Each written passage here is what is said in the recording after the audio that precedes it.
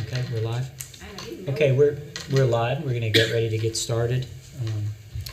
So we'll start with Ms. Haversetzer calling the roll. Yes.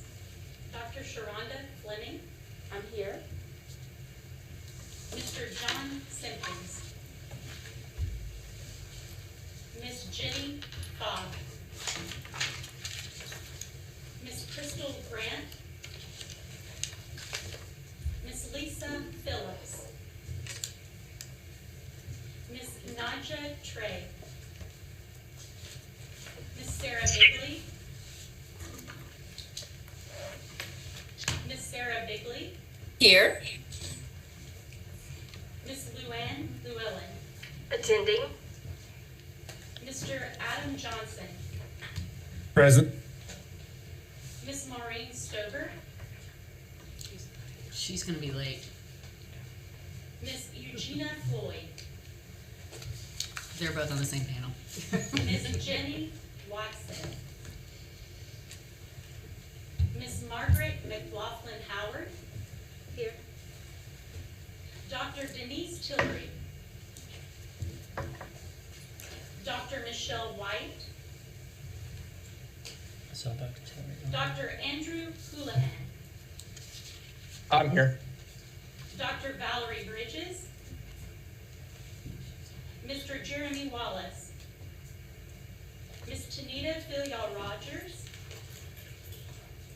Miss Lucia Riley. Mr. David Dean. Here. Miss Catherine Oxendine. Miss Simran Fitzpatrick. Here. Miss Brenda Stevens. Present. Miss Lucy Edwards. Present. Miss Tamika Walker Kelly. Present. Miss Amy Marshall. Mr. Billy Medlin. Dr. Terrence Ruth. Here. Dr. Terry Stoops. Here. Mr. Stephen Gay. Here.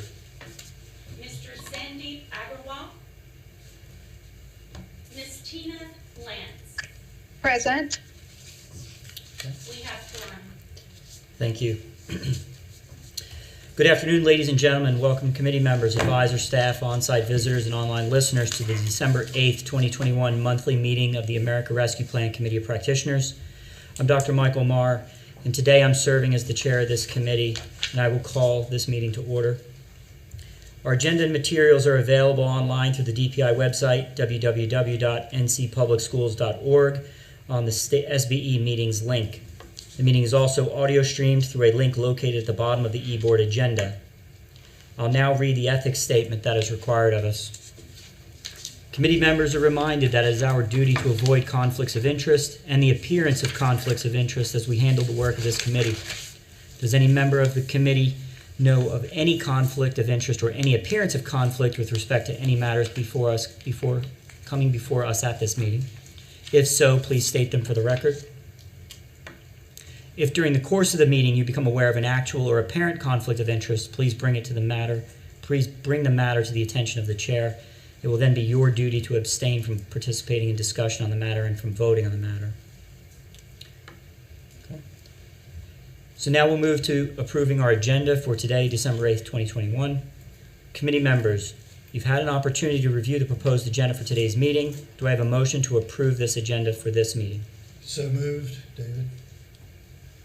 Thank you. A second. Thank you.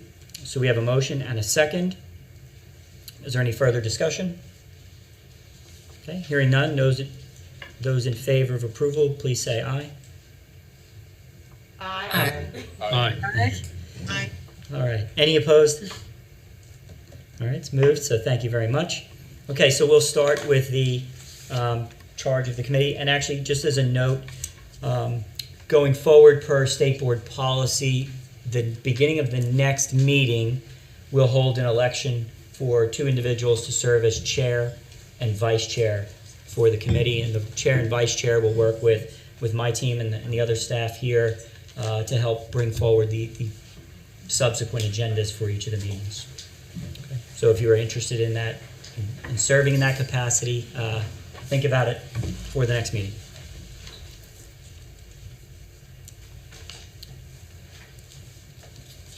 Okay, so within the charge, I'd like to talk just very briefly about some of the duties of commission members. So this is an advisory commission, and it is advisory to the Office of Learning Recovery, Federal Program Support and Monitoring, as well as other units inside of NCDPI, those of us who are tasked with America Rescue Plan funds, learning recovery, and acceleration.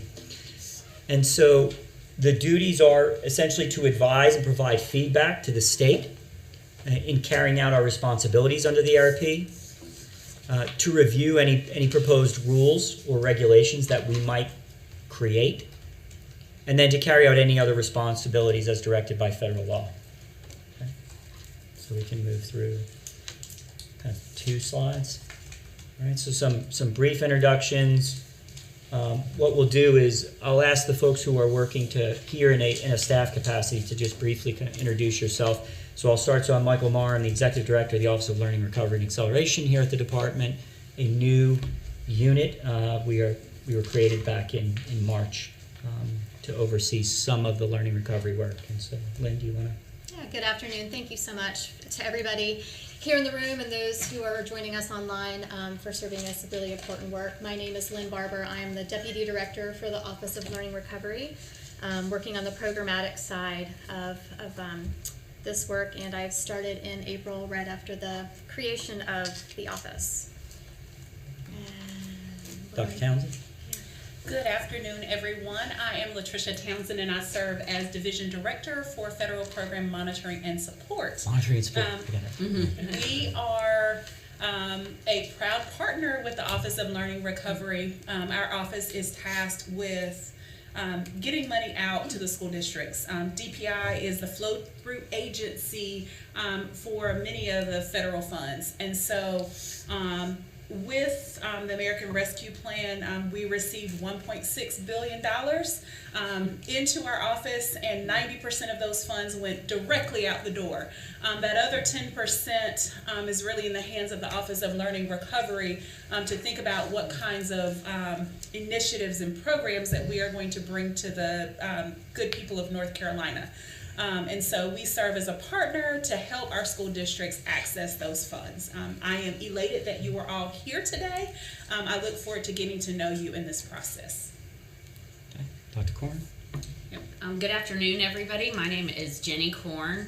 I am the new Director of Research and Evaluation here at DPI in the Office of Learning, Recovery, and Acceleration. I'm new. I've been, at the department about 3 months.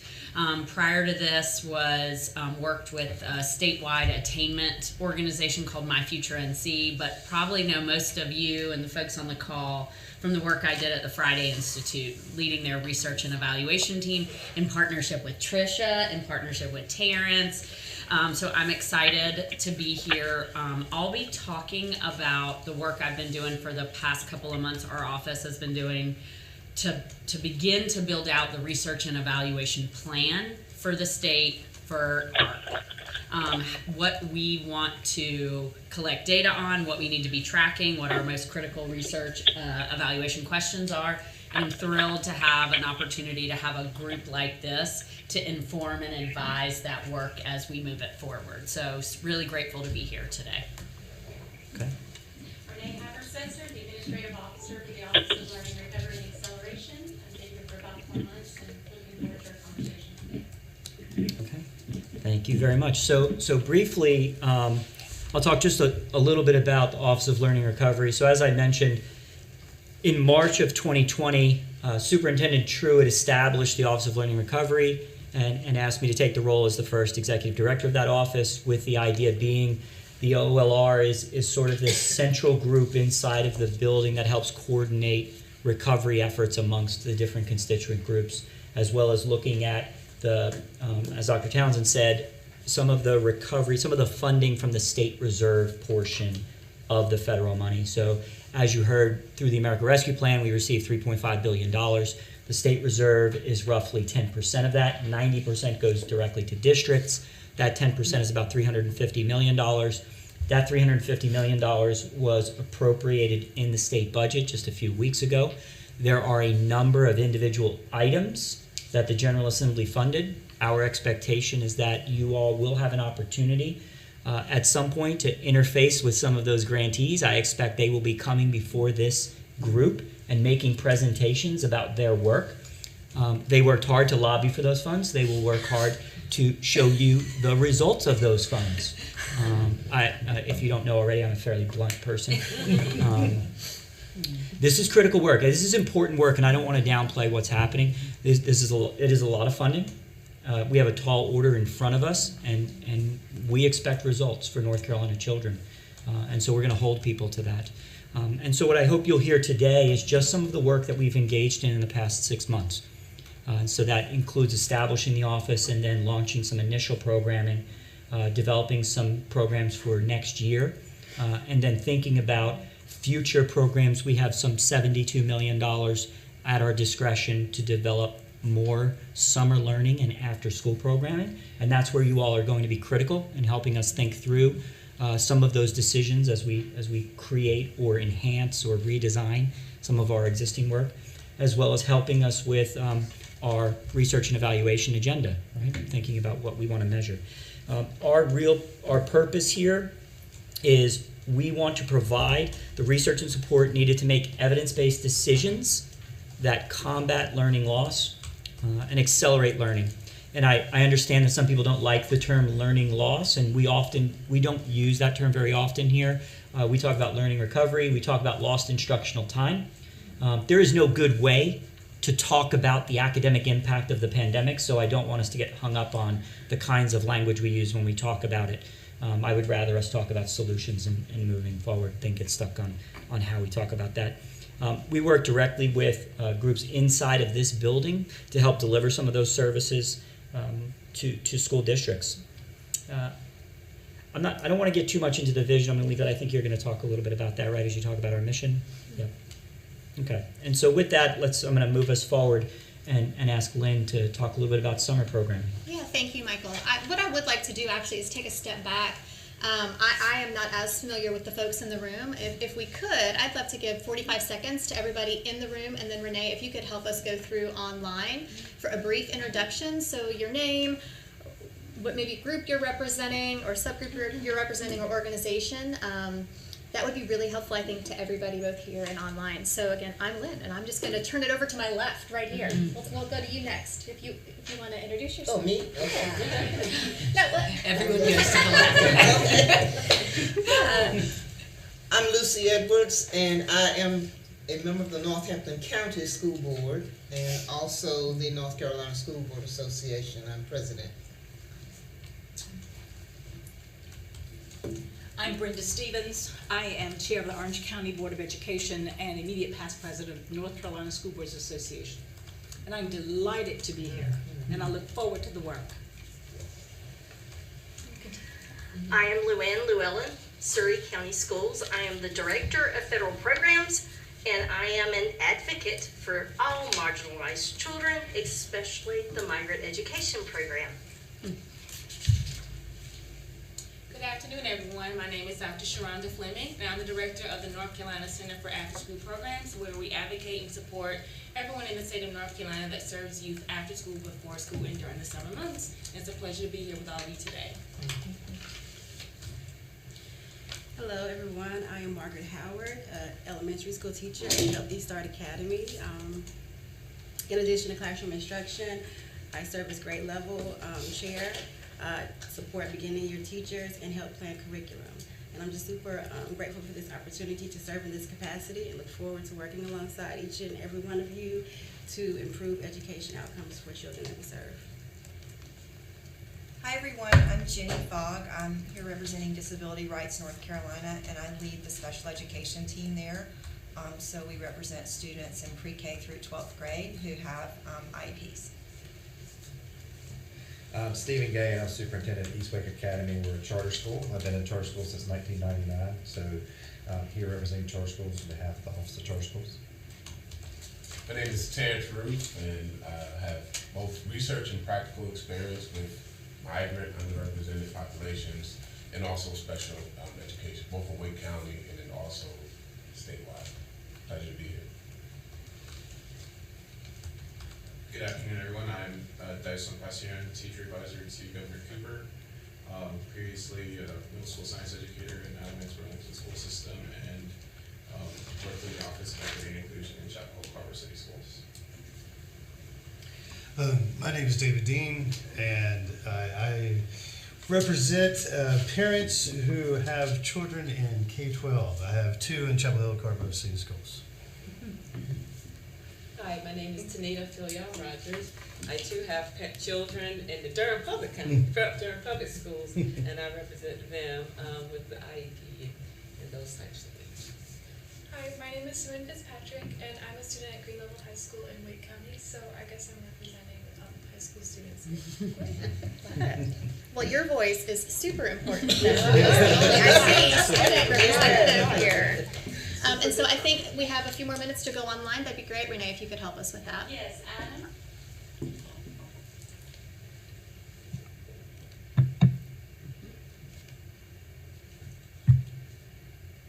Adam Johnson?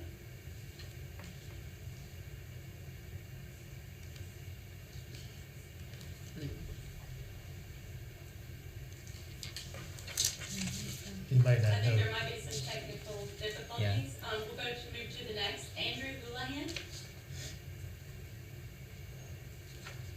Hey, I don't know if it's me. I can barely hear you, but I hope my audio is okay. I'm Dr. Andrew Houlihan. Please call me Drew, Superintendent, Union County Public Schools.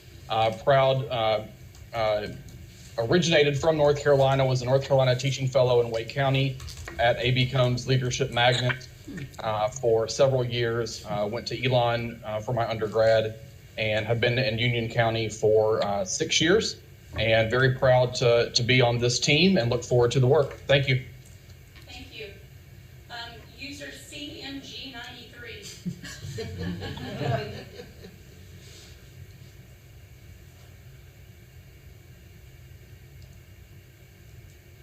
We'll come back to you. Dr. Tillery.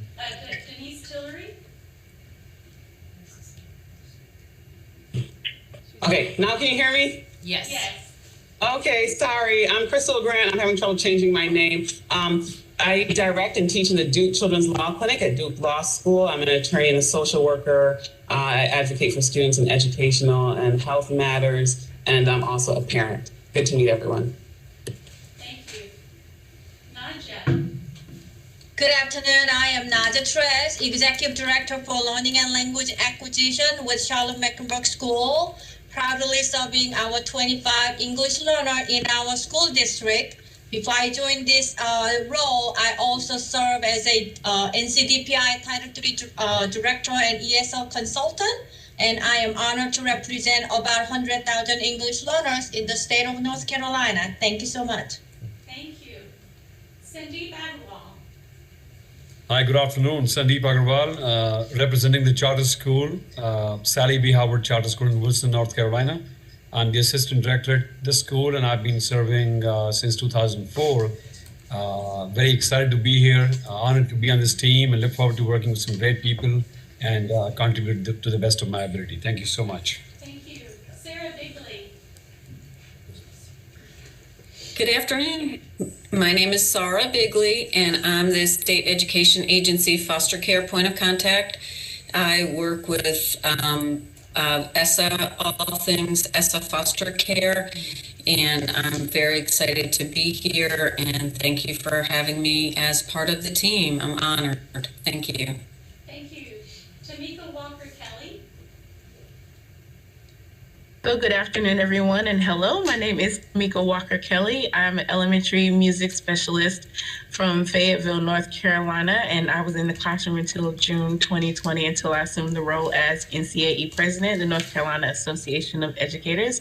Proud North Carolina Teaching Fellow and a public school parent, and I look forward to working with you all to increase the outcomes for both educators and students in North Carolina. Thank you. Thank you. Tina Lance? Tina Lance, and I am a member of the SACE committee. I live here in Buncombe County, and I'm also a parent of a high school senior this year in Buncombe County Schools, and I am very excited to be here on the committee this year. Thank you. Terry Stoops. Hi, I'm Terry Stoops. I'm the director of the Center for Effective Education at the John Locke Foundation, and I'm representing the Charter Schools Advisory Board, and I was appointed to that board by Lieutenant Governor Robinson this year, and happy to be here. And Dr. Tillery. And Dr. Tillery?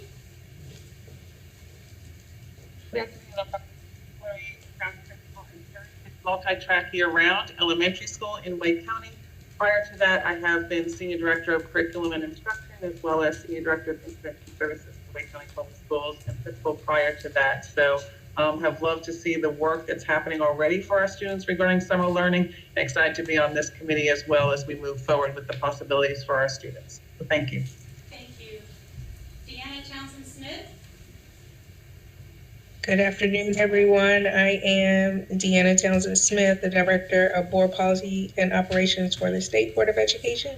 So just happy to see many of the partners here engaged in this work today, and looking forward to working with many of you. Thank you. Thank you.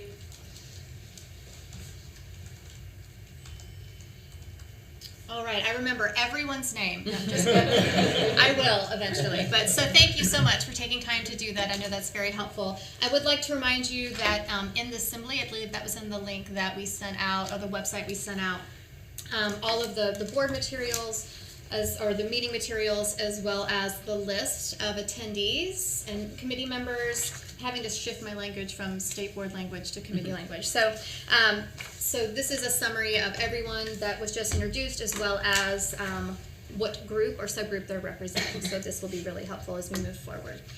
All right, so I think, Renee, we are ready to dive in, and I'm gonna go kind of speedy through the slides.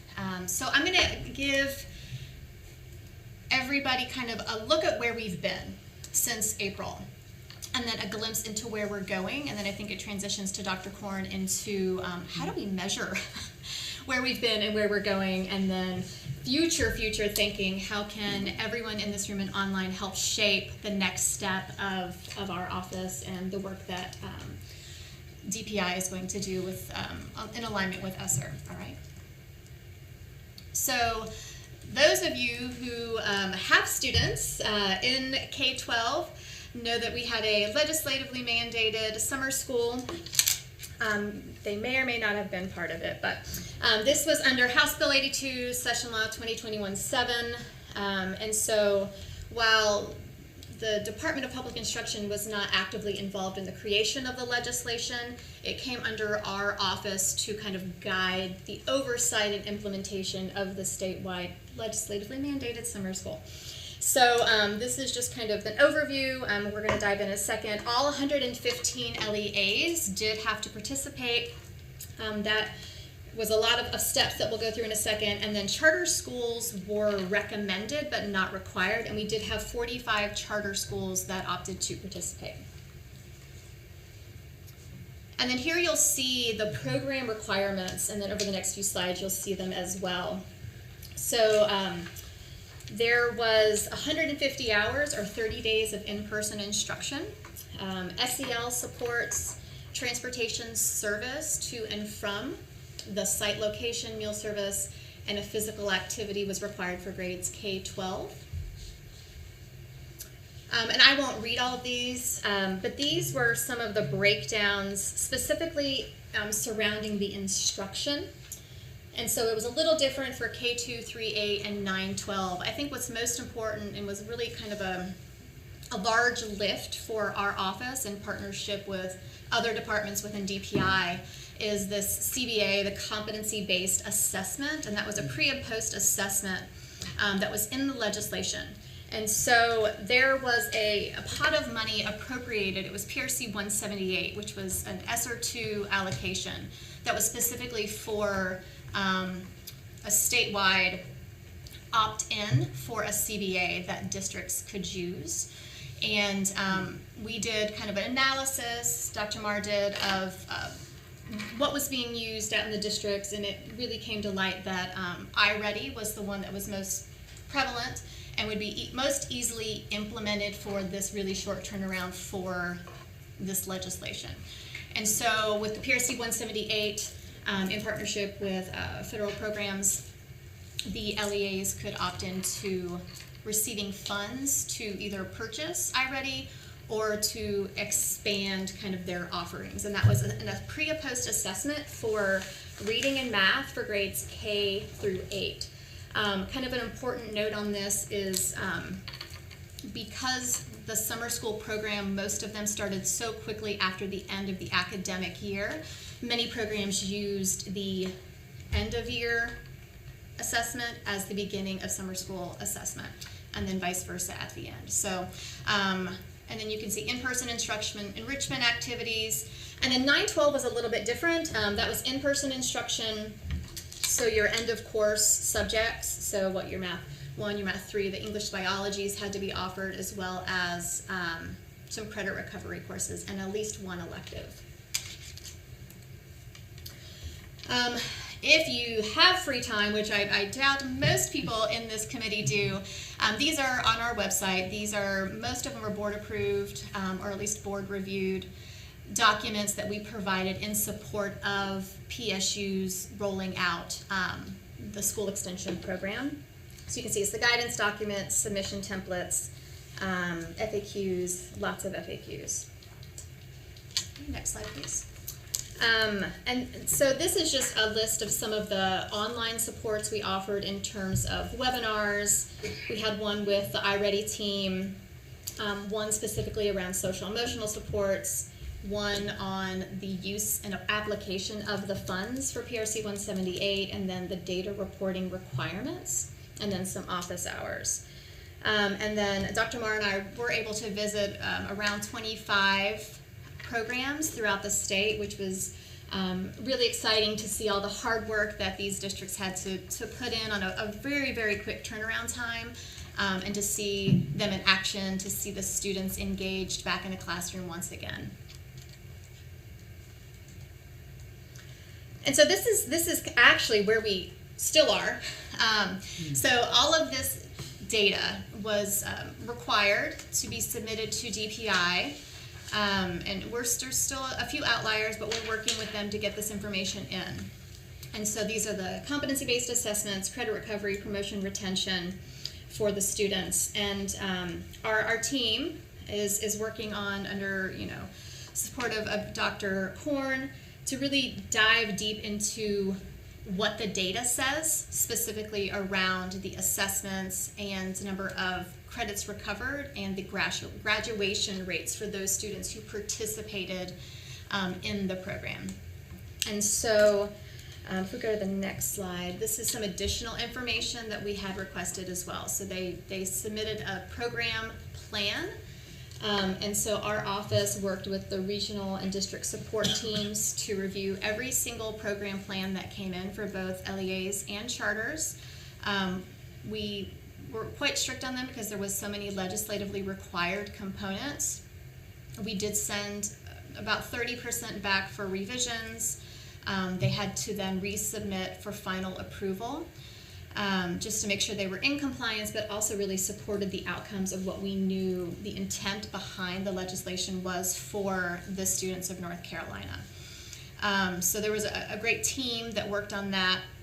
And so those will be part of a report that we have to submit to the Joint Ed Oversight Committee next month. But on the flip side, number 6 is the end of program survey, right? So anyone who's been in a programmatic or grant writing position know that sometimes we have an attention and sometimes the outcome's a little different. So there were some very specific things we wanted to see in that survey, specifically in line with Leandro, the number of at-risk students who were invited, number of total students, number of at-risk students who enrolled and completed the program. So we really wanted to look at those and then potentially divide those into subgroups.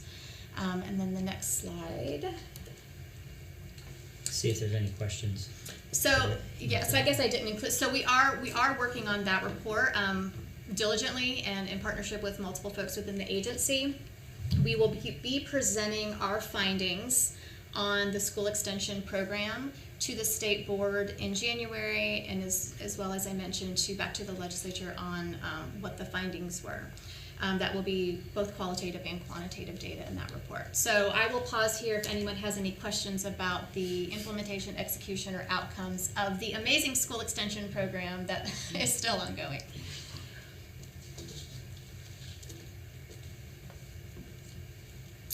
Hearing none, I am excited to talk about this next section. So in ESSER 2, there were 2 additional appropriations for funds. The first one that I will go into is PRC 176. We can go to the next slide. And so this was a $40 million appropriation, specifically for summer programs with in-person learning. And the school extension program mostly was paid out of ESSER 1 and 2 funds, ESSER 2 funds. And so these were supplemental funds to support summer programs. And so while they were appropriated with the ESSER 2, we really decided to pause on creating programs and policies out of these because we wanted to see, one, what the PSUs were going to create, and then get our feet out in the field and see what really was working, or what had the potential to become a promising practice for the students of North Carolina. So these went before the board, and I didn't put this in here, Michael. I believe it was October. It was a few months ago. We put the policies together in partnership with Finance and Business and federal programs. And this PRC, as I mentioned, is $40 million. And this is specifically Summer Bridge Academies. And so this, you can see, high quality evidence-based learning enrichment. And this is going to be available for grades K-12. Here you can see who is eligible for the funds. We created kind of a complicated equation based on usage of previous funds. And it's available to all PSUs, so charters and the 115 school districts. If you pause for 1 second. Yeah. So just as kind of a point of clarification, so there were 3 different federal appropriations to North Carolina. There was ESSER 1, which is the CARES Act. Then there was ESSER 2, which was the SRSA Act. And then ESSER 3 is the America Rescue Plan. The America Rescue Plan is the one we're working on right now. However, these programs were funded from the SRSA Act. And so that's why they have been kind of already put out. And so essentially what, to Lynn's point, these PRCs are like funding codes. So PRC 176 and 177 were both appropriated as part of House Bill 196. And the House bill actually stipulated that these funds were to be used for in-person summer learning, and that they did have a requirement about how we were to allocate those funds, and it was based on the drawdown of existing federal funding. And so we had to come up with a formula that took into consideration how much a district already had, like what their general allotment was, but then also how much money was at their disposal from their ESSER 1 and ESSER 2 allocations. And so the more you spent, the more you were entitled to in these programs, right? Thank you for that. And then there was a question. Yes, these funds from ESSER 1 and 2, the $40 million, was that part of the money that was sent down to the districts, or is this is a different This is fund? the state reserve. Gotcha. That's right. Yeah, those were in legislation that came to DPI, To and then DPI, our offices. And then districts and charters had to submit a plan for Right. how they were going to use these in line with these kind of the PRC calls. Like they said it had to meet these certain requirements, and then districts or charters could submit and say, this is how we propose to use that. Renee, can you go to the use next that slide? fund. Yep, and then Oh, Blake. I have one question. Yep. How do we interpret the in-person statement in terms of controlling for time, actual instructional time, since it's trying to make up for loss? How are you controlling for time and stuff? Yeah, that's a great question. And so that's why I asked to move to this slide. So this program itself, because it is a Bridge Academy, so we would love to see program. And so, Are you talking about the prior summer program? Or these programs? Or the new program? Yeah. So the prior program was actually in legislation, right? And it was a minimum of 150 hours or 30 days. Now, And so that was actually part of when they submitted the plan, they had to outline how they would either execute 30 days or 150 hours. Yep. Yep.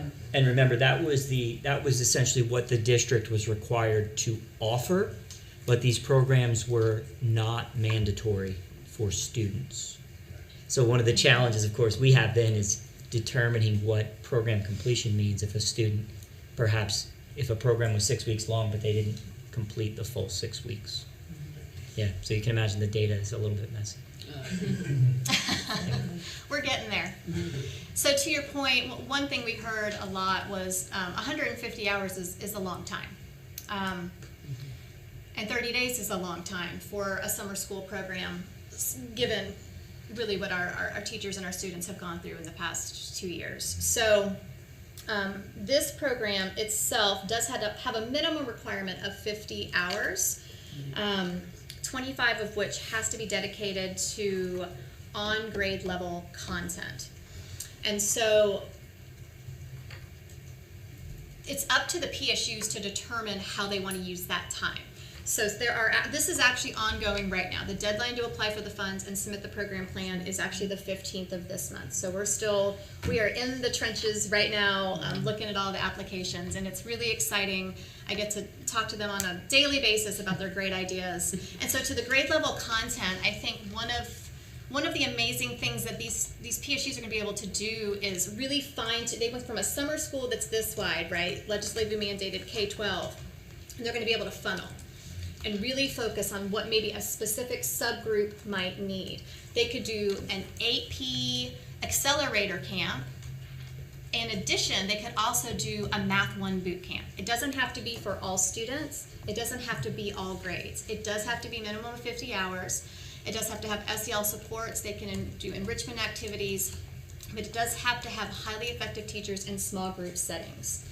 And so those are some of the questions they have to dive deeper in the program plan application, which is on our website and public should anyone want to see that, in terms of how they will be implementing these specific program components. And I think we have one more slide just on this one, Renee. And so, Lynn, I've been as you've been talking through this and this being our kickoff sort of committee meeting, one of the things I'm thinking about is how the committee might be like engaged in the work, how we might leverage and provide opportunities. Like one is reviewing the applications. They're due December 15th. Is there, I think that we're open to suggestion about and thinking about our workload and getting voice into that process. And so I just wanted to kind of put that out there as you all are hearing us talk about the work that we're doing right now and where there's opportunities to leverage your expertise and experience and that I just kind of wanted to raise that. And I think that's an excellent suggestion, seeing as these all come to my inbox, and there's actually another program that we're going to talk to, so that's 2. So even if it's just 115 LEAs, that's 330, and then all the charters. So we could be looking at having to review over 500 plus program plans, which have around 30 questions each. So to push out $40 million, so it's like it's such a big responsibility. Yeah.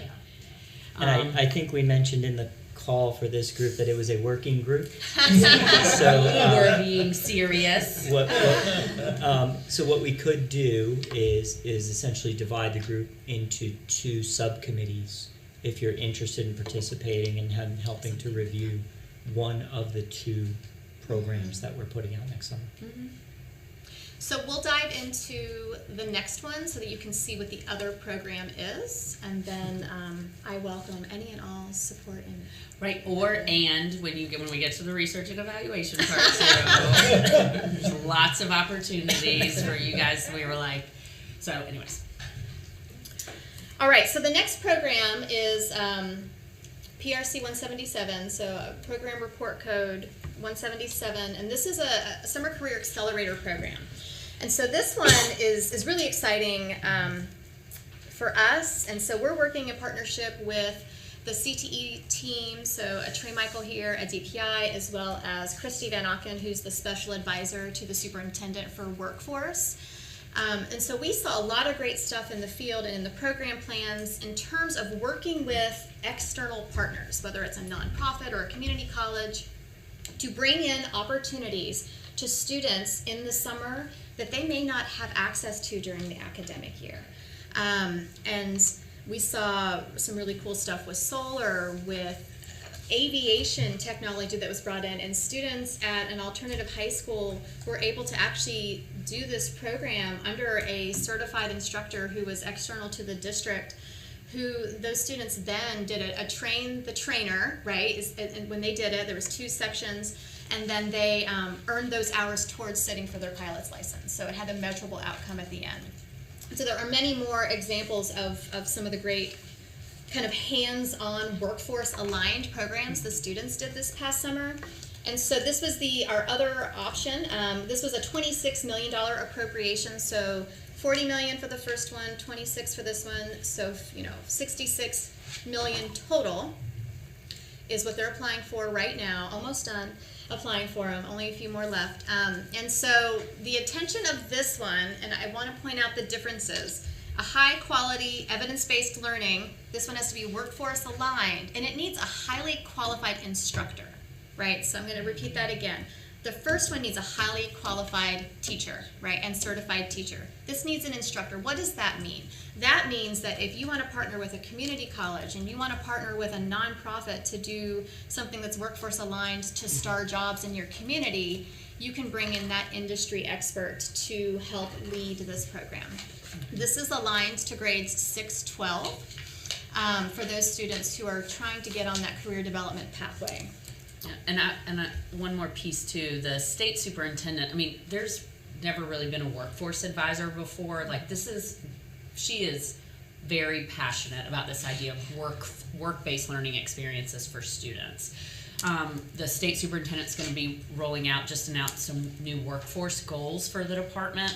So again, really trying to make sure that the work that we're supporting in the Office of Learning, Recovery, and Acceleration is aligned with Operation Polaris and the work going on in partnership with the state board and their strategic plan. So I think that this is a really good example of us trying to be kind of in lockstep around this notion of innovation, work-based learning experiences, and being able to leverage some of these federal dollars to think about re-engagement in the schools. Students finding new ways to connect with their school and their school system. And so I just, again, thinking as we think about, even though they're enormous numbers, the intent behind them is very much in line with the work going on being led out of the department and the state board. Well, and even though the appropriation is $66 million, if you break that down across every PSU, in some charter schools, only their allocation is a couple $1,000s. The amount of money is different. So these pots of money are really supposed to be supplemental funds to the other ESSER 2 and ESSER 3 dollars to help support a program.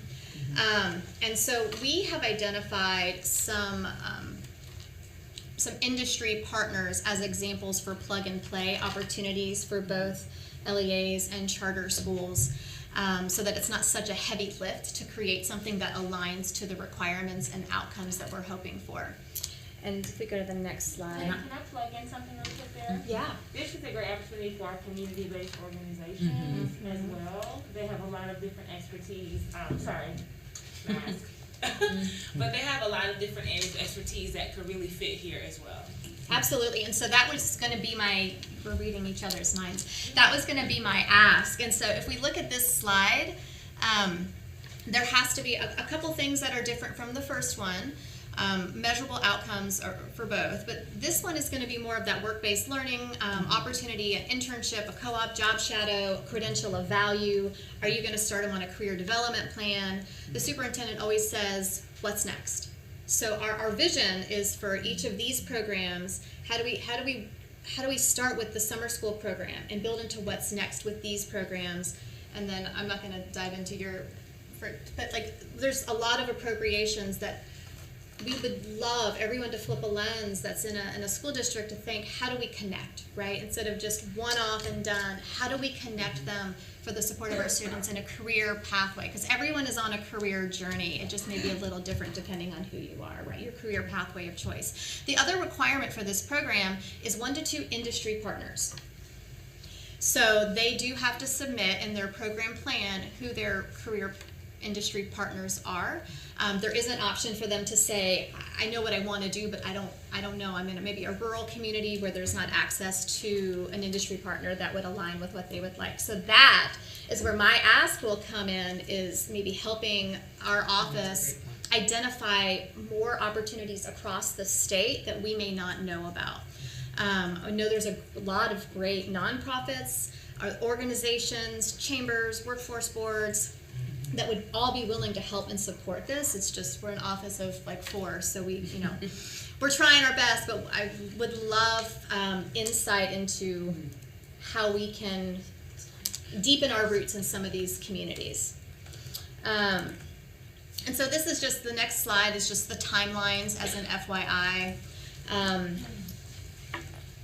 The soft deadline for the CCIP is I don't know exactly what it stands for, but it's where the PSUs actually apply for the funds, and that process is managed by Dr. Townsend's team.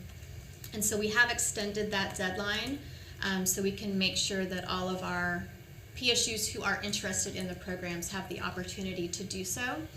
The program plans are fall trip surveys, which are on our website, and we will make sure that everyone has access to see what those are. Those are the drafts are due the 15th. We will begin workshopping, holding office hours, anything I can get on a calendar to help support the districts and the charter schools to do learning cohorts around specifically 177 and how we can create some really cool accelerator programs for our students. And then you can see the final program plan. So I have one slide left. So I do want to pause on see if there's any additional questions on these 2 specific appropriations. And I would just mention, so the way in which these came about, so these funds had to be moved out the door at DPI essentially December, right? So one of the challenges we had was we couldn't wait for the full results of the summer program because the timelines weren't consistent with one another. So we had to make some decisions pretty quickly about how to spend these 2 sets of funding opportunities. We used the site visits that Lynn and I and some others conducted this past summer. Like we said, we visited more than 25 different districts and charter schools, and we held a focus group as well. We surveyed districts, and then we held focus groups. And what we found was that there were districts that were very excited about bridge programs or jumpstart academies that they were running. That is an idea that's gained some traction nationally as well. And I am very much in favor of this idea of acceleration, and the Bridge Academy is that, right? So this whole notion of putting students on grade level and really getting them prepared for the next grade level as opposed to trying to remediate our way out of this challenge. So that's how we came to develop the Bridge Academy. And then the second was, in our travels, we saw a number of districts who were running these very interesting opportunities for students, workforce-based career development, the opportunity to earn workforce credentials in the summer. And as Jenny mentioned, the superintendent talks a lot about students having the opportunity to pursue the post-secondary pathway of their choosing. And we very much believe that. And so not every student is going to college. Some students will go into the workforce. Some will go into the military. I think what our other favorite thing is what enrolled, enlisted, or employed. You're one of those 3 things when you finish. Came up with that. And so we want to make sure that all students have an opportunity, right, in the pathway of their choosing. And so we have kind of these 2 options. And so that's how they came to be. Absolutely. And you'll see, should we create subcommittees and you opt into reviewing these plans, that the partner of the industry partners are really already varying in the applications that we're seeing. And I think that's great because it's aligning to what their specific communities need.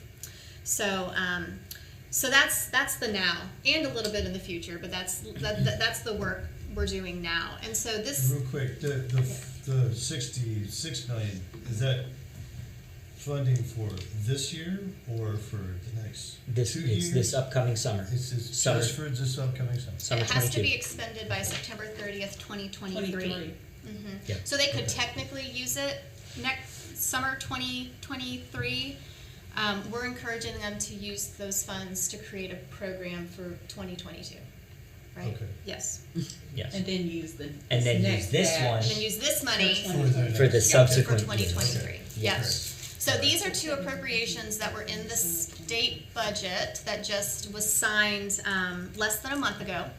And so we have already started conversations around kind of ideas. Obviously, we would want to see the final data from school extension and dive into kind of the outcomes of what these two programs, the 176 and 177, are before we create policies around these two. And certainly we will come to this group to get input and insight into this. So 130. Yeah. No, go ahead. I sort of got lost. In the beginning, you mentioned the 26 million appropriation. So there were There were two different ones. From ESSER 2, House Bill 196, there were two appropriations. There was a 40 million and a 26 million that were for in-person summer learning. Right. One of those we made into PRC 176, the 40 million, that's the Summer Bridge Academies.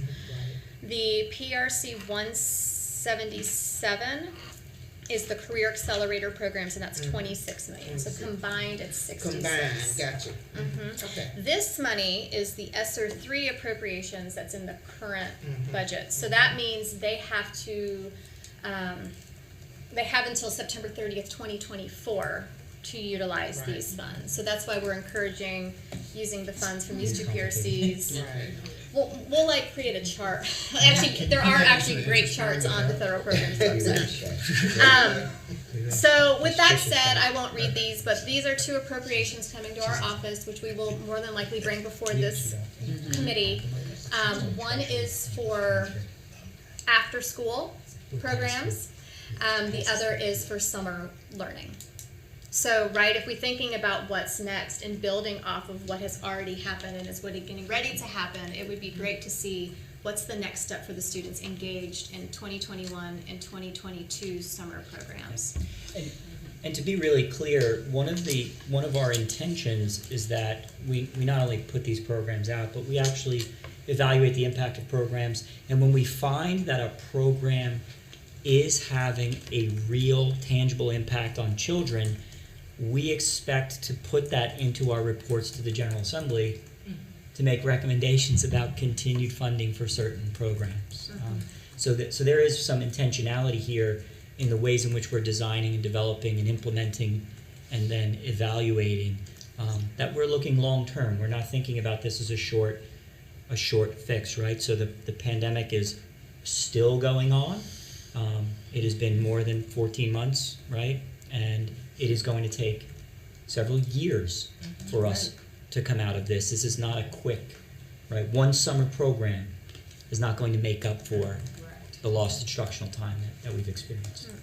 And giving the PSUs the ability to structure something that best aligns to the needs of their students is something that we think will be more beneficial than a statewide summer school program.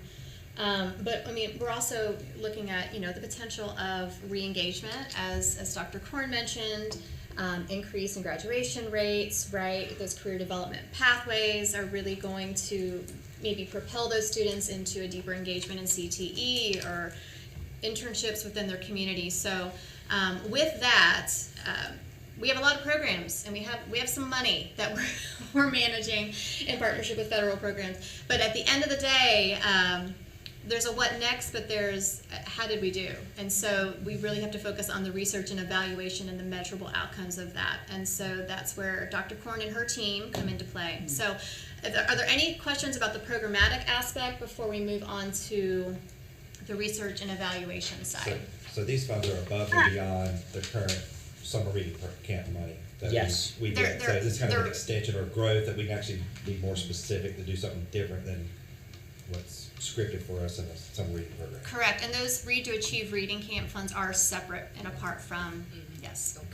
But as I'm going to steal Dr. Townsend's line, you have an opportunity to braid your funding. That is our Right. office's new favorite term. That is my favorite term. The opportunity So that to as you are braid creating funding. programs, you can braid funding in that as long as you're meeting the requirements of the funding. Tell me if I get this wrong. As long as you are meeting the requirements of the funding, so you're running your summer reading Read to Achieve camp, you could run you could run the Bridge Academy simultaneously, but you have to meet the requirements of Read to Achieve with those funding, and then you Yep. could use these funds to be supplementary to build out an even more enhanced Right, summer so we're program. seeing people extend the day, so a few extra hours tacked on the end. Some of the camps were only running Monday through Thursday, and so that gave you an option to do Friday. For some people, they were doing 4-week programs, and this enabled them to do an additional 2 weeks. And so just being as creative as possible to figure out how you can maximize your funds. There's also 21st Century funds, Ellis funds that are available. There is so much money coming at people, and so we really need to think about how we can be strategic about what we recommend. And then really, I think, Lynn, you always talk about, we need a menu. We need something to be able to show people what they can see. And sometimes if we don't give people good examples to see what the possibilities are, it's hard for them to get creative. And so that's where we're really looking, and we're doing a lot of talking today, but at some point we really want to hear from you. We want to hear your ideas. We need to be creative, we need to be innovative, to make sure that at the end of this, I don't know that we'll ever get an influx of funds like this in my lifetime. And so what can we do to make sure that we get the best bang for our buck? Yes, well said. One of the things that the AIM conference you heard from a lot of the superintendents when they were talking was there is so much money. Is there a possibility, is there talk or ways, and this might not be the time or the place for this, is to have that extension from, it's 2023 and 2024. What about, can we extend those funds off because there is so much money and you just want to take this money and just throw it at something? Right. Because you have to spend it. I can weigh in on that. I can't guarantee anything. The last 2 years we have been on a waiver for our regular ESSA consolidated funds, so your Title 1, 2, 3. And so it is a very good possibility, but often when they give us these extensions, they wait until April or May to tell us that they're going to extend it. But as soon as we hear that there is a possibility to extend, we will make our application at the state level to make sure that we can get that extra time for people to spend funds. ESSER 1 is supposed to be coming to an end September 30th of 2022. So we're telling people, even if you have some of this money, put it in reserve and figure out how you spend what you have, first in, first out.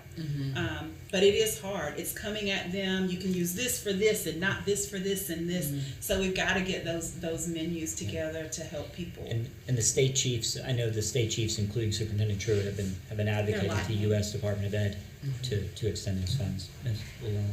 I just want to say from a PSU's point of view, first of all, I'm really excited over the fact that we have an additive perspective here, that we're not looking at the past, we're looking at the present and the future. And I think that's absolutely important and crucial for our students, especially for re-engagement. I want to say a big old amen over here when I heard the word re-engagement, because our children have to have that. They have to be brought back in, and they have to see the possibilities of future, because that's hope. Secondly, I love the fact that we are going to give them a variety of opportunities, because that will allow them to figure out what they don't want to do as well as what they want to do. With our internships in Surrey County schools, we have found children have started thinking, oh, this is what I want to do. They do the internship and they change because they find out, hold it, I really don't want to be an engineer, I want to be an architect. So the power of the future is great with these monies. I love the fact that it's ongoing. One and done doesn't work. It has to be sustainable. We need to think about that from the PSU point of view. What are we gonna do when these monies run out? Because guess what? Our parents and our families and our staff are gonna be used to it. And they're not gonna allow us to just cut it off and say we can't do that anymore. So sustainability is something that we have to look for. And I always wanna say, learning, your brain doesn't stop after 3 o'clock, and it doesn't engage at 8 o'clock in the morning. So extended day, extended year, we learn 24/7. So thank you for allowing us to use these monies in a proactive manner for our students.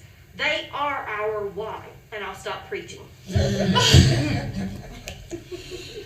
And we're actually ahead of time, so a few minutes ahead of schedule, which I love.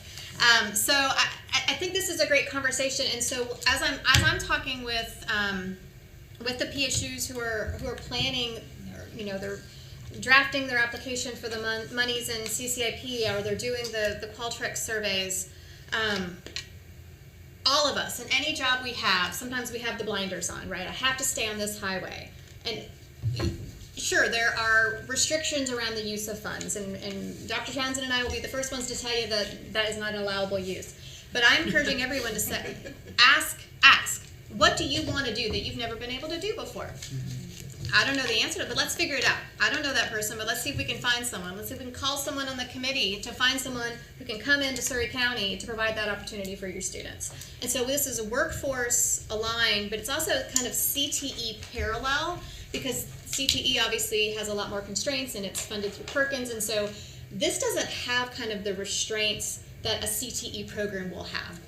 So how can we dip the students' toes in a career pathway that may or may not be CTE or lines? A CTE program, and not to speak for the CTE team, but obviously there are articulation pathways within CTE, but then you can also sample the courses, right, to see which kind of career pathways you'd like. So that's one of the outcomes we would hope too, is that students maybe take a course that they would never take, or an opportunity that they would never take again, and then in the fall they engage in a pathway that they may not have thought about before. So that's my pulpit, is that what do you want to do this summer, and if it is allowable, reasonable, and a usable use of these funds, let's see if we can make it happen, right?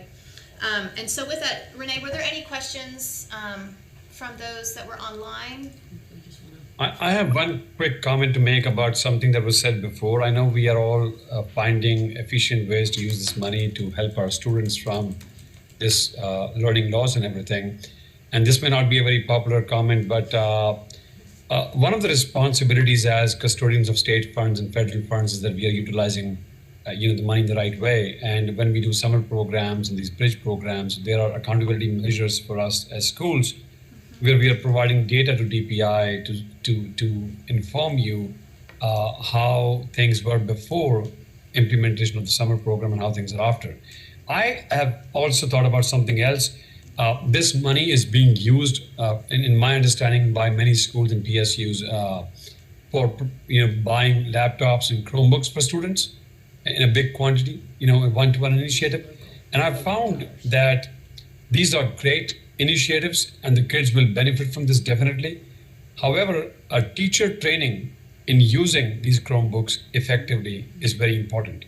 And we found that giving Chromebooks alone in the class of 30, you give a Chromebook card to a teacher who does not know what to do necessarily fully with that, does not bring about the desired results. It sometimes does the opposite. So I think some kind of accountability or some kind of support to schools and teachers, where a program could be developed in training teachers to help their students using these one-to-one devices. And at our school, we had this initiative of getting Google certified, level 1, level 2, level 3. And we found from a lot of feedback from teachers that Google training does not necessarily help them in using of Chromebooks and different programs that they're using with students. So there could be something that we can come up with, a program, a vendor who could provide certain opportunities for our teachers to implement one-to-one initiatives better in our schools. Just a thought. Thank you so much for that, and that's a great insight. And I know that with those braided funding streams, PD professional development is an allowable use of those funds. Whether or not there's a specific Chromebook training, I'm not aware. With the local dollars, meaning that's what, with the 90% that goes to the local school districts or charters could use any of that. And then also the department got a pretty big, they were pretty aggressive and went after a big U.S. Department of Education grant that they were awarded, DPI did. It called the Rethink Education Grant, and there is a ton of professional development that is open as part of that. It's online, it's very kind of, and we can put a link in and flag that, or even have that, who is it, Melissa is in charge of that, what's her last? And then Rachel Wright-Cuneo does a lot of this stuff. And so it's for the trainings that they're putting out or for teachers, parents, just a wide variety of stakeholders. So we can disseminate that link. That's a great point. Absolutely. Or even as things like topics like that come up in this conversation, we could invite kind of the point person at the department to make sure you guys are aware, and if there's ways that we can do a better job of disseminating that information broadly to make sure that our teachers, our principals are aware of that opportunity, certainly. So, Lynn, this is Drew Houlihan. I was going to ask, can you guys hear me okay? Yes. Yes. So I told Michael earlier I've got to jump to another commitment, but I did want to say this, just to be very practical. I think we all need to keep in mind kind of where school districts are currently and preparing for the future, what the implications are. I think all of you would agree, I hope, that the labor shortage right now is for real and is severe. And I know last year we probably had about 10,000 plus kids that would have benefited from our summer program, but staffing was a big challenge because of the impact of the pandemic. And even though we had a lot of money and we were paying teachers and staff at a very high rate, we had a very difficult time staffing, and I think districts across the state all felt the same. So I love the conversation. I love the change in focus for this coming summer. But at the end of the day, we have to have the people in place. So I think we also need to have some conversation about kind of ensuring or coming up with strategies or a game plan beyond just monetary incentives and best practices that districts could use to recruit and retain staff who are already burnt out right now.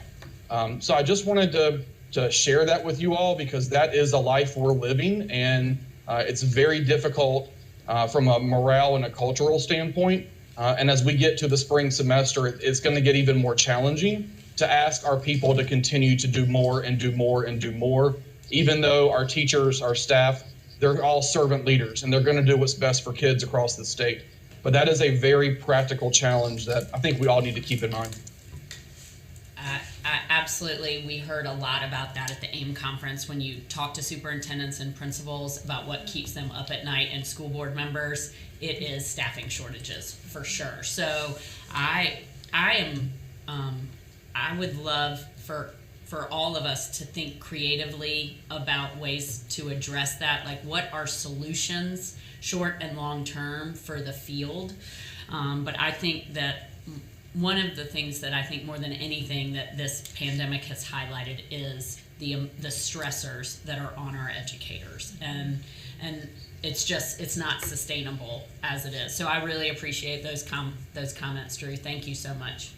And to follow what Drew's saying is, teachers are in such much of just a survival mode, and so we're trying to use the theme survive to move from survive to thrive. It's so hard to, we're talking about planning for this and planning for the future.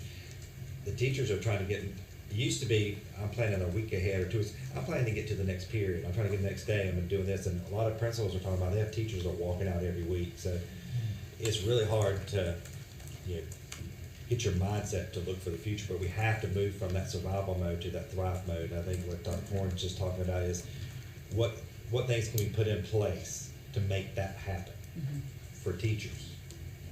And our students are getting, from a student's perspective, I know it's hard to get back face to face, and I don't know how your friends are doing, but I know middle school's worse than it's ever been. I mean, they're unfiltered. They're saying whatever they want to, whenever they want to, and however they want to. And you're like, where are these people been? You know? So, and we're in a charter school. I mean, so it is tough, but it's everywhere. All right, well, thank you so much, everybody. We're gonna, did you have, I'm sorry, go ahead. I just wanted to add, I think the staffing issue is particularly important when you think about how to make sure that marginalized students are included in this very flexible, sort of free-flowing plans that school districts can create, because it's almost always going to take additional staff and dedicated staff who are trained to make sure that students with disabilities are included and English language learner students are included. And for instance, like there's been a lot of talk today about the career and technical classes. Well, you also have students with disabilities who are on that occupational course of study curriculum who miss so many hours that they needed during COVID, and they can't graduate without those, and they can't do those online. And so, and I think there are lots of opportunities for those students to be included in those CTE activities and those summer work activities, which they actually have to have an off-campus activity and hundreds of hours in order to get their diploma. Yeah, and that's great insight, and I would love to dive deeper into how do we do that, and how do we encourage PSUs to think about that portion of the implementation during the summer. Thank you for that. And I think we had one online, Renee. Renee, I just wanted to introduce myself, if possible. This is Amy Marshall. I was on the phone during the introduction, so I missed the introductions. But just wanted to say hi to everybody. Amy Marshall, founder and president of Carolina Teachers Alliance. We're North Carolina's new educator association. I am an educator, a parent of 3 public school kids, and I have multiple subject area certifications in North Carolina, many core subjects. I'm also a college history adjunct, and I'm looking very forward to working with you all to improve academic achievement in North Carolina. Thank you. How would it to respond? It's Jenny, correct? Yes, Jenny. Okay, hi. And so I wanted to respond, and so definitely students with special needs should have access to these funds, but we also received in the American Rescue Plan, there are 3 other fund sources in IDEA, and so PRC 185, 186, and 187, they went directly to our exceptional children's area, and so there would be some additional funding for students in those areas as well. And then I would say also within ESSER 1 and ESSER 2, there was also line items to service those students. And so they can get a piece of this pie, but there's also some things that are directly set aside for students with special needs. Thank you. Was there More. Okay, no, I think we're good. You can. Okay. Okay, so just good afternoon again, everybody. Jenny Korn, Director of Research and Evaluation for the Office of Learning Recovery. And I'm just going to give you a quick overview of the work of the research and evaluation as we've been trying to define the priorities of this new ARP funding project and plan, and really trying to think about what the purpose, come to consensus about some of the priority outcomes that we're interested in tracking over the next couple of years, because we need to know what those are so that we can get some data pieces in place. I'd also love to, Superintendent Houlihan's point, love to think about how we could or should be thinking about staffing shortages, like trying to pull out what data is really most helpful to us now to be able to make decisions and think about solutions, again, for the short and long term. So I just, this is very much in draft form at this point, and so really looking for input from not just this group, but you know, we're about to go on like a road show where we're going to talk to all the superintendents about this, looking for input from local school boards, because we don't want anybody to be surprised about what's coming. So if we go to the next slide, Renee. So for the first my first kind of couple of months here at the department, I have just been having meetings with leadership inside the building to make sure that I understood what we committed to the federal government, what we said our priorities were, what the major interventions were, and then asking questions about, okay, well, if we're doing summer bridge programs and what does that really mean? What are the expected outcomes? And then also some questions about data sources and that sort of stuff. So really been focused internally and have now developed kind of a draft plan that we're ready to kind of take externally. We presented to the state board for the first time on this in November, and then came back for discussion in December.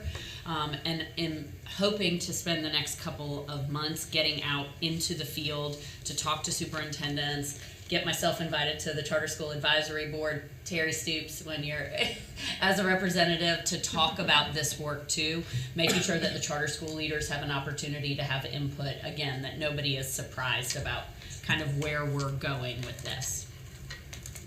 We go to the next slide, yep. So part of the conversation and the work coming in and doing this at the department at this scale is pretty unprecedented, right? The only other time this state has ever tried to do anything like this, where we're talking about research and evaluation, is during Race to the Top. And so, and my good friend Dr. Townsend and I were both part of the external evaluation team for our state's Race to the Top grant. That was $400 million. That I know, which now sounds like peanuts. That's the Cersei. But at the time, we thought that was the biggest research and evaluation study we would ever do. But the state wrote a comprehensive proposal and we submitted it. Half of the money went to the state, so $200 million went to the state over 5 years, and $200 million went to the districts. This is like a whole new level. But I had a lot of good lessons in that work. One is making sure getting input from local and state leaders, making sure that everybody is kind of aware, nobody is surprised by when you're reporting out data on the other end, that nobody is surprised by that, and coming to consensus on the front end about the purpose, about the outcomes, and about the questions. Like, it's kind of, on a really small scale, it's kind of like evaluation 101, but doing it at the scale that we're talking about, which is again why I'm so grateful to have the expertise of the people in the room. Thank you, Lynn. She's like adjusting the. I saw sweats. You saw everybody's sweating.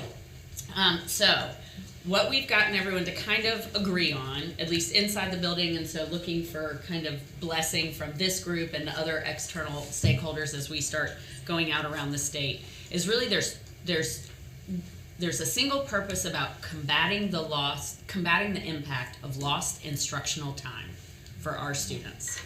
Everybody is in agreement that our kids lost time with their teachers. They lost time in their schools, they lost time with their peers. And so trying to figure out and tell the story for North Carolina about what is the impact of that lost instructional time on our students, on our teachers, on our families, and really wanting to use data and research and evaluation to combat that lost instructional time, to accelerate learning for students by evaluating the implementation and impact of these state level interventions that we've identified, because we want to be able to make decisions later about continuation, expansion, or targeting of programs for certain students, certain student groups, certain schools.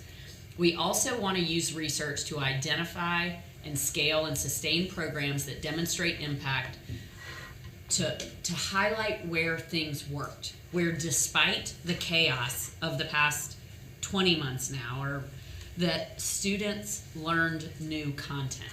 We want to lift that up. We want to tell those stories.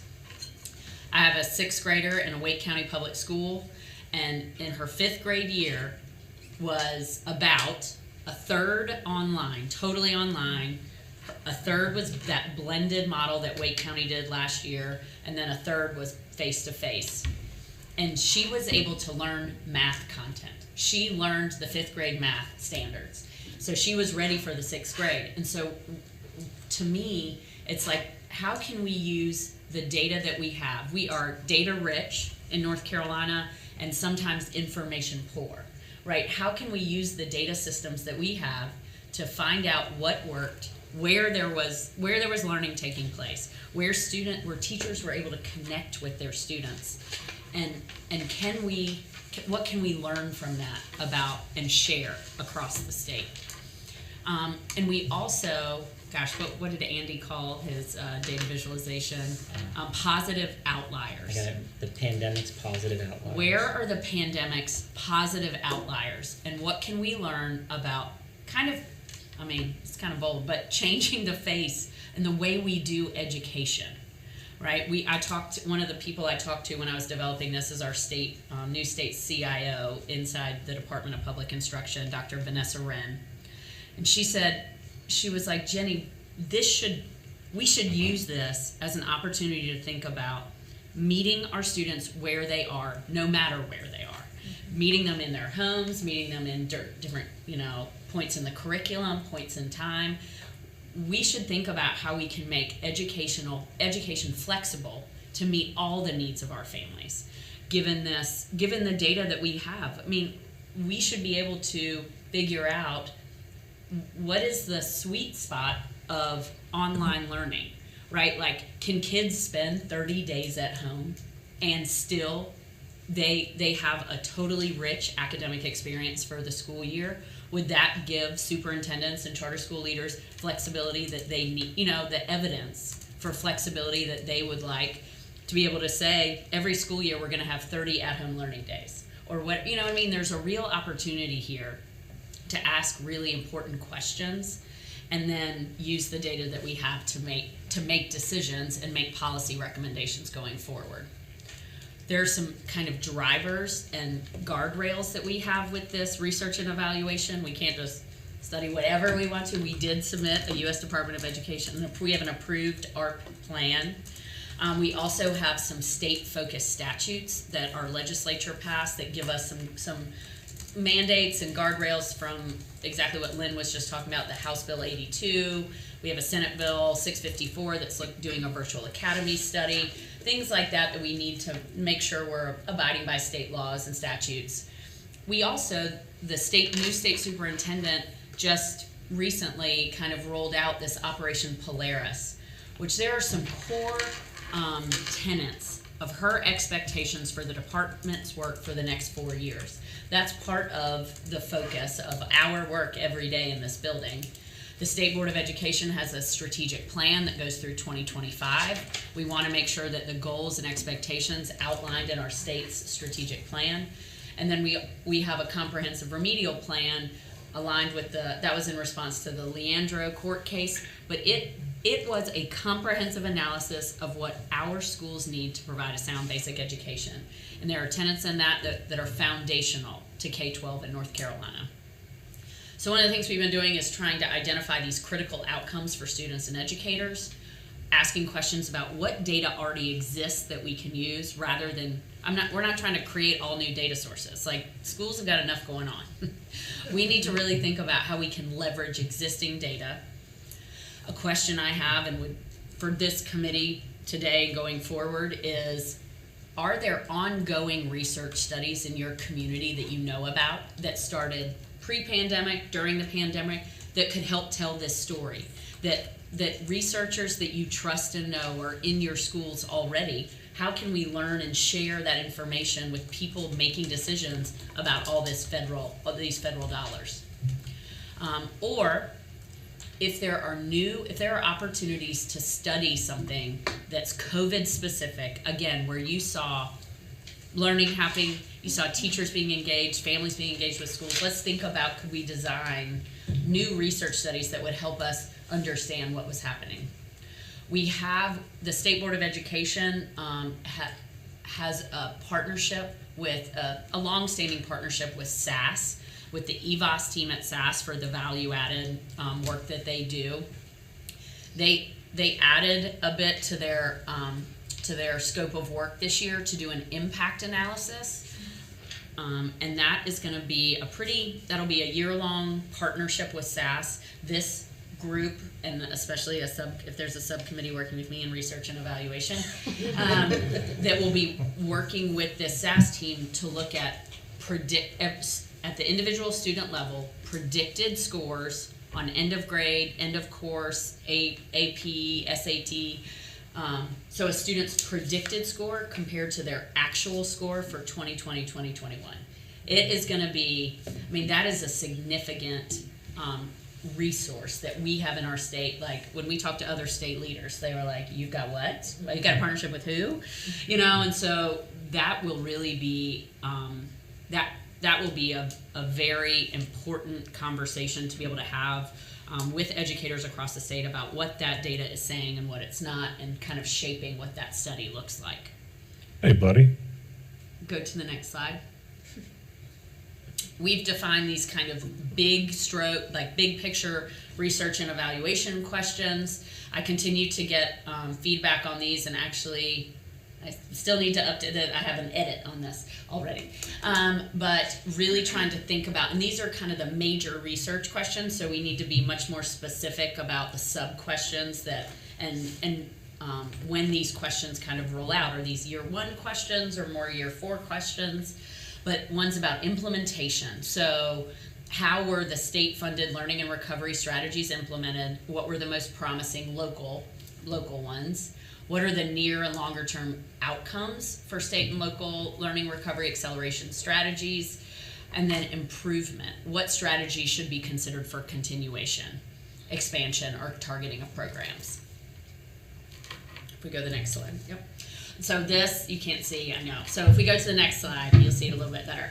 So another piece I've been working on, there's a much messier version of this, but anybody that's worked with me knows that one of the first things I do is develop a logic model, which is just a concept map. Gets everybody to come to agreement on the major strategies and major outcomes. And this version was what was shared with the state board and already has to be edited after, I still haven't done that, after the budget came out.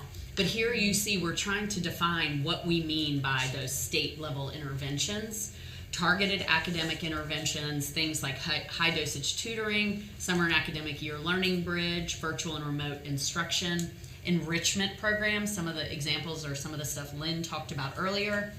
Quality educational materials. So these are North Carolina teacher developed digital resources that teachers and families can access that are aligned to our standards. We also have diagnostic tools. So the big part of this in the state budget that was just released is a competency-based education platform that the districts and the charters will have access to through these federal funds. And so thinking about how is that rolled out and what are the outcomes of that. Support for Educator, what does that say? I can't even see it. Educator workforce. Thank you, the Educator workforce. So there's support for professional development and coaching, and then finally disseminating these promising practices. So if we go to the next slide, it's about outcomes. And we tried to align these really closely to the Operation Polaris, the State Board Strategic Plan, and the Comprehensive Remedial Plan. So it's really about, kind of an effective teacher in every classroom, an effective principal in every school. And a piece of this that was interesting to me as I was building it out was, I thought when I was asking these questions of state leaders inside the department, there would be a laser-like focus on academic learning outcomes. And while they talked about that as a priority, they also said, Jenny, if we do not talk about the health and well-being of students and teachers and the outcomes and making sure that they feel safe and secure and healthy emotionally, then we have missed the boat on the impact this has had both on our students, our teachers, and our families, and the way that families feel connected to their student school. So that was interesting, and really trying to keep an open mind as we roll this out and think about what, it's that old adage about, what gets measured is what gets, now I've messed it up. Do y'all know what I mean? Okay. Yeah. I'm terrible about this. I don't even know why I try. I always miss this. What is the next one? The next slide. Okay, this is another important piece of the puzzle. Is trying to get people to come to agreement, come to consensus on how the data is going to be disaggregated. So there are some priorities from the federal government around the art funding. There's also things that we care deeply about in North Carolina, like military connected students. This is not, that was not one that was on the federal list, but in North Carolina, our commitment to our military families and students that have those connections, it is strong enough that we elevated it. And so this is a place where, again, we really want to make sure that everybody knows how this data is going to be disaggregated on the far end when we're doing our reporting. So we really are trying to be really transparent, leading from a place of transparency about where these, how we're thinking about cutting the data.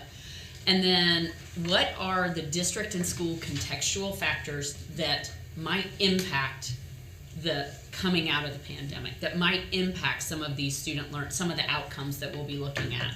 And so this is our at least first draft list, but anticipating like that SAS study, that we're gonna have COVID's impact on lost instructional time will be cut by these data points, in these different ways. If you go to the next slide. So this is kind of broad strokes next steps. Right now, we are about to presenting draft evaluation plan for input. That is where we are right now. And look, you guys are listed right on my slide, the ARP committee of practitioners.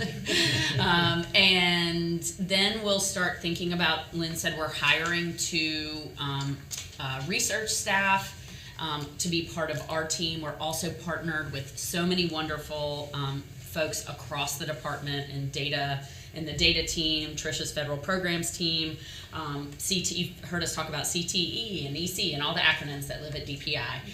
But there are outstanding people in this building. Nobody knows the state data systems better. So we'll be partnering across DPI, hiring new staff. But the other piece that we talked to the state board about last month was partnering with external research resources in this state. We are so fortunate to have the universities and the nonprofits that we have in our state.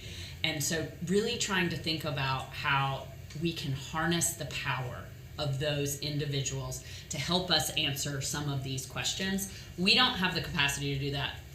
We're an office of 2B7 or something. But how can we leverage Duke and Carolina and App and ECU and all those, and the Serve Center, all these great research resources that are in our state to help us answer questions that are important to us. And something that Trisha and I, Dr. Townsend and I have been committed to for many, many years is building the capacity of our local school districts and charter school leaders to use data to make their own decisions. Evaluation capacity building, trying to think about how we can be really strategic about the data that we're collecting and sharing with them, and then is there data they're collecting at the local level that helps them make decisions at the local level, and making sure that's aligned. We know we have a couple of joint ed oversight reports due. This is our list so far, but I think I need to update this after the budget was released. I haven't done that yet. And then these are the kinds of questions that we asked the state board this month that we'll continue to ask as we go out around the state, but about how there's so much, it's enormous. The impact of this is enormous. So how do we prioritize?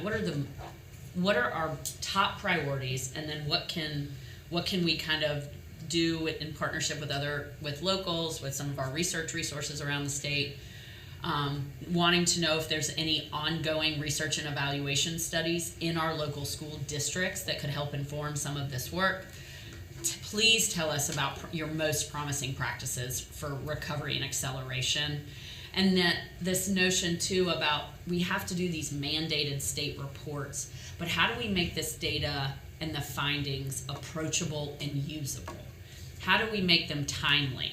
so that a principal could, it can help inform what's going on at the local level and at the state level in a way that doesn't wait until it's kind of too late, And so that's it. Those are all my questions for the consideration. So obviously I'm very excited about this work. I'm really excited about the opportunity and really grateful to get to work with you guys on how we shape this work. Great. Thanks. Any questions? I noticed on the student characteristics, I don't think there was migrant on there. I may have missed it, but you may want to check MEP. But I'd also like to bring out the importance of intersectionality of students, because I know that's in the COVID-19 Volume 2 handbook. So a student is not just one characteristic, a student is multiple characteristics. So the same way that when we do our subgroup analysis, when we're looking at test scores, because it's not a student, it is a number of tests, we need to be looking at students in the manner of all the subgroups in which they may be living. So that intersectionality is very important, because a student who is homeless, who is also EL, who is also this, brings unique characteristics into their learning profile. And we simply cannot look at a student or the staff who's interacting with that student in that one dimension. So I hope this brings out a 365-degree view of students and a historical perspective as well. I will say that when you go into SchoolNet, go into that student profile when you put the UID and have them bring up that research all the way from the moment they entered North Carolina schools. Because that's going to show you what they did on Dibbles, that's going to show you what they did on tardies, everything. And if the schools are not utilizing the plans and the information there, you are not using the resource the way that's meant to be used. And then we have a commonality, and we look at subgroups, but what it comes down to, individuals make up subgroups. Absolutely. Another comment I have, again, is representing the multi-sector. I think looking at the evaluation of our current plan of our school program, we're missing a large number of schools data. Just the way I know Wake County is one of the only ones that has the multi-sector. Wait, we're having Doctor, I'm sorry, we're having audio difficulties. Could you please speak up? Sure. So in the multi-track year-round schools, we don't have their data included in the data from this last year's summer learning program. Our students are split into their programs and will be through March.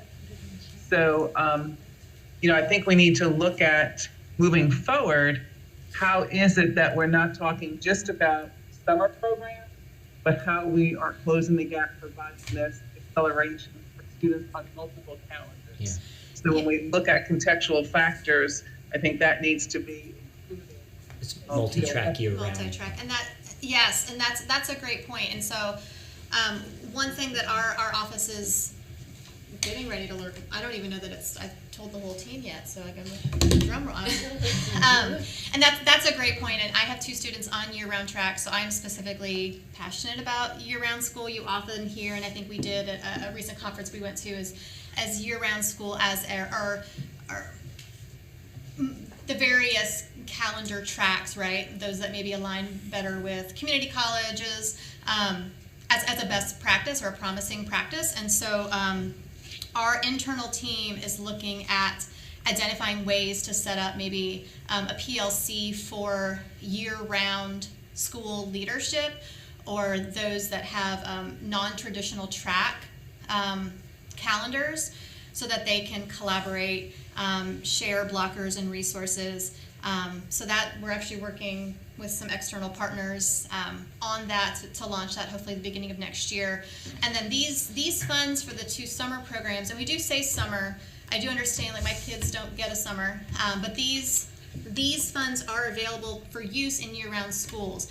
And so starting in January, as I'm working with PSUs to shape the programs, that is actually something on my priority list to remind the PSUs that they are able to shape something separate and apart from a traditional calendar for the year-round students as well. So thank you for lifting that up. We certainly don't want to leave anyone out. Within our district and school contextual factors, school calendaring, so traditional. Yeah, school calendaring is really important.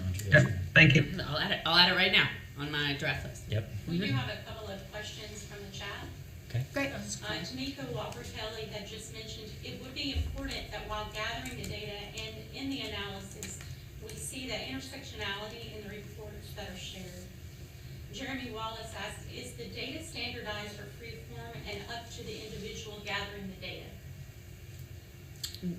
I mean, I guess the answer to that is we're using the Department of Public Instruction's kind of state administrative data set for the analysis that we will be doing, and I think we can provide some guidance. I think, or at least I would think that would be helpful for us to provide guidance and kind of code books about how we're defining certain things to the research community to make sure that the analysis is consistent. Yeah, and it's not, Would you it's say? not free-form in the sense that districts are sending the data to us in a very different way. It's standardized data, standardized administrative data, as Jenny said. Yeah. Hello, everyone. I just wanted to make a quick comment. My name is Eugenia Floyd. Can y'all hear me okay? Yes, Eugene. Hey, how are you? I'm sorry I'm not in the building today. I've been running around a little bit. I just wanted to, I really appreciate you all who are on the committee, like who got us all together. This sounds, even for me as a classroom teacher, this sounds like a really, really, really big job. So this is a really huge undertaking. And as I've been traveling the state, one of the things that I wanted to lift up is we have 115 districts, and we don't have, some districts are doing similar things as far as data collection. I know that someone had mentioned some different types of data. I think about like the use of iReady versus other options that districts did have as far as ways that they are collecting data about really just meeting the kids where they are.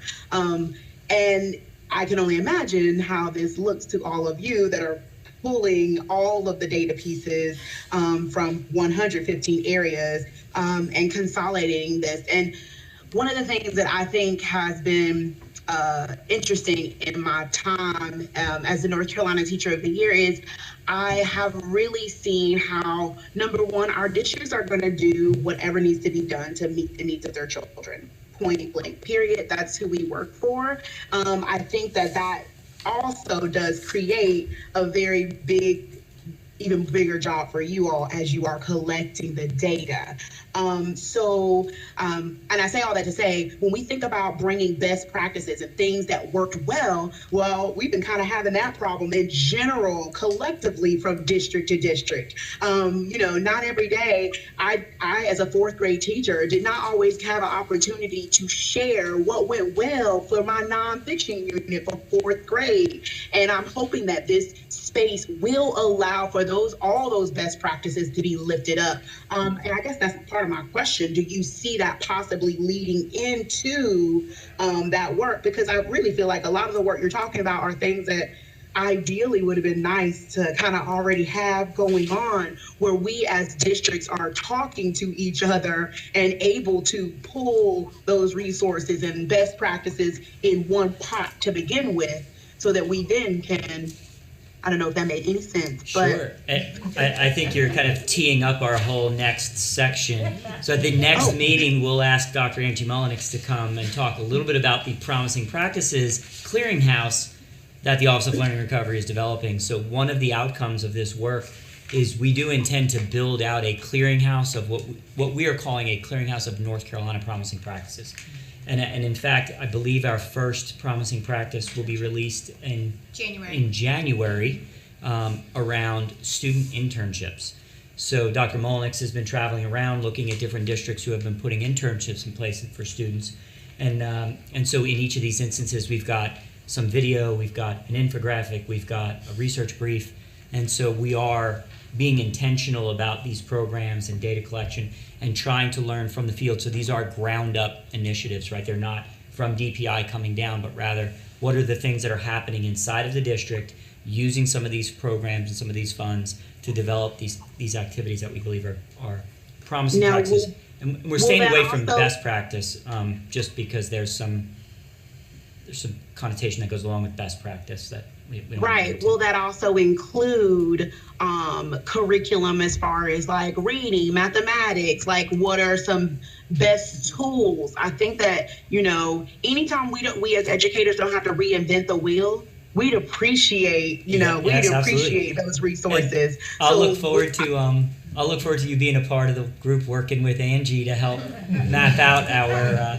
I know she's going to be mapping out. The goal is to early on at least try to get an additional promising practice every month, and so trying to keep, because we want them to be high quality. So for us, it's about quality right now. We'll get to the quantity, but Eugenia, yes, certainly. I think, you know, we want all your feedback as we start to think about what that clearinghouse should include. And you know I'll give it. But for me, it's about the equity piece. I feel like if I'm doing something wonderful that works really well for my kids in nonfiction and they kill it on the EOG every single time, that should be shared in Watauga County. That should be shared across this state so that they know that this is a resource that also works really well. You don't have to use it, but it's there. Does that make sense? Yes, absolutely. You're making all kinds of sense. Hey, can I hop in here? Yes. Yeah, this is Jeremy Wallace. I am down in Charlotte, North Carolina. Can you guys hear me okay? Yes. I missed the whole first 45 minutes on visuals. I was on the phone listening. So can we go back to the beginning of the deck and go through it again real quick? I'm kidding. No, I feel so fortunate to be, just after being able, and I'm the guy that talks a lot in meetings, so I've been quiet the whole time. But listening to everyone here, it's such a breath of fresh air for me and my family to think about that there's people actually in Raleigh who are going to try to make a difference. And it's good to know that there's resources that are out there. My career has been as a television producer, and how is everyone telling their story? Or is that, like, Eugenia, what you're telling me of a great day that you have, can you document that? Can you shoot that on your phone, put that together, and that gets centralized and goes into a database or digital management software somewhere to tell that story?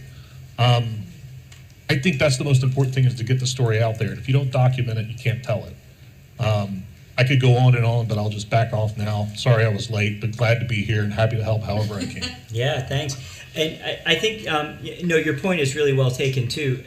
One of the things that we've talked about internally, a lot of our focus has been on, and a lot of the national focus is really on this quantitative data, right? And so calculating this quote unquote learning loss. And so we've actually talked a little bit about trying to convert our numbers to months, because that's manageable for people to understand. So we could say, students lost X months of instructional time due to the pandemic, not because of teachers or schools or anybody else, but because of the pandemic. This is the reality of the situation.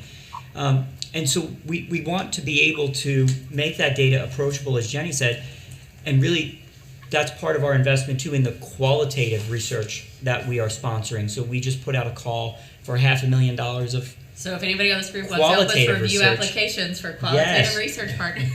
And the idea there is that we are going to take this quantitative data, we're going to wrap some qualitative data around it to really tell the story.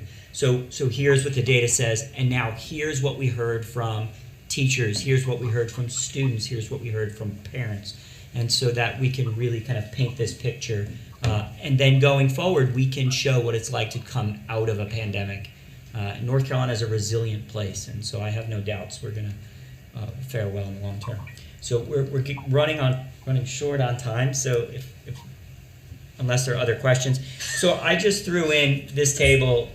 Do with it what you want. I didn't have much. We had to submit these materials for public review pretty soon after the budget dropped, so I haven't been able to do the full. We've been doing some analysis work on these items, but these are essentially the items, or the way in which the General Assembly appropriated the state reserve, the $350 million. So these are the individual programs.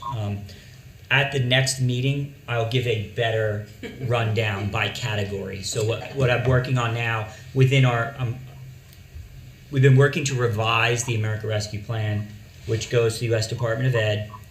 I'm also revising the letter that goes to U.S. Department of Ed about all of this. And so you all will get to see that as soon as it's ready. And in there, we've got, I'm categorizing the funding based on learning recovery programming, summer learning, after school, and then other statewide investments. And so you'll see some of those broken down a little more clearly in that. And with that, are there any other questions? While we can't read this, I think this is a good visual.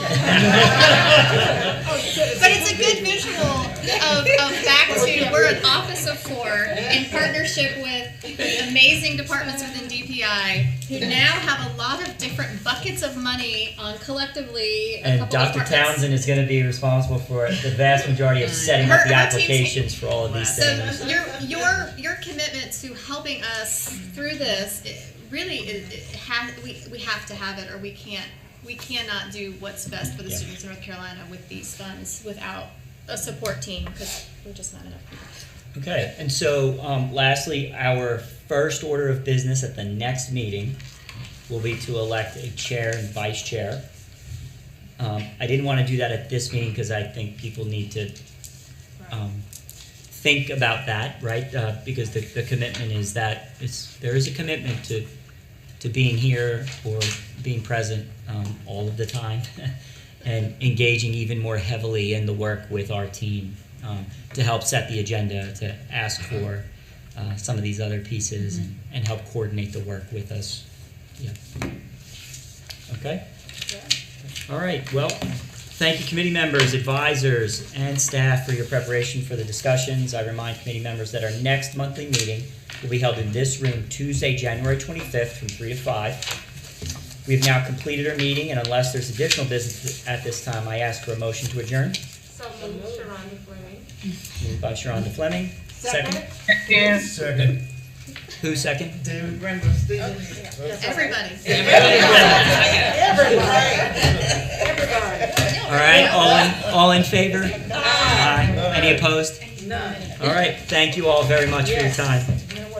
Thanks, everyone. We're still live. Thanks, everybody. Until Renee says otherwise, just FYI. Mics are hot. So I We are actually- live. Mics are hot, we are live. How long does the meeting stay up?